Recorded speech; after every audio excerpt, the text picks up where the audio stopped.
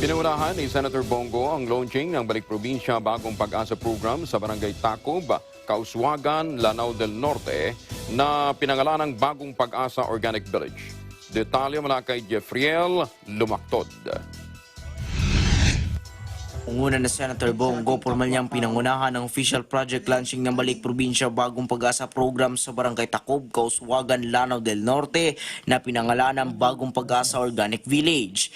Ika nga ng National Housing Authority General Manager na si Marcelino Escalada Jr. ng malaking percentage ng sustainable livelihood farming bilang isang driver ng regional balance. Ang po kayong percentage is actually farming. Secondary na lang ng employment at retail. So we would like to support farming as a major parang driver for regional balance. Ayon naman sa Deputy Director ng TESDA na si Anesito John Bertis III na ang TESDA ay nakapokus sa 4 priority sectors. TESDA is really focusing on 4 priority sectors, which is agriculture, IT/BPO, healthcare, and as well as healthcare and tourism.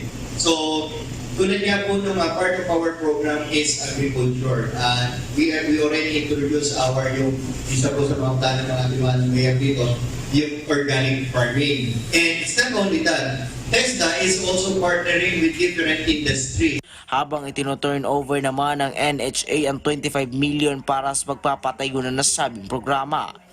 Ang kabuang land area ay 63,951 square meters na may 100 na housing units at ang konstruksyon ng nasabing proyekto ay matatapos sa loob ng 200 calendar days. Ang Balik Probinsya program ay naglalayong pabalikin sa kani-kanilang mga probinsya ang mga naninirahan sa NCR o highly urbanized cities na mga low-income families na mabibigyan ng mga pabahay at tuturuan sa mga iba't ibang livelihood projects at iba't ibang equipment na agrikultura para wala na silang ibang dahilan upang bumalik sa NCR. Habang nagpaabot naman ang mensahe ang mayor ng Kauswagan. Ang lahat ng mga agencies will be true to the words and they will be supporting this program.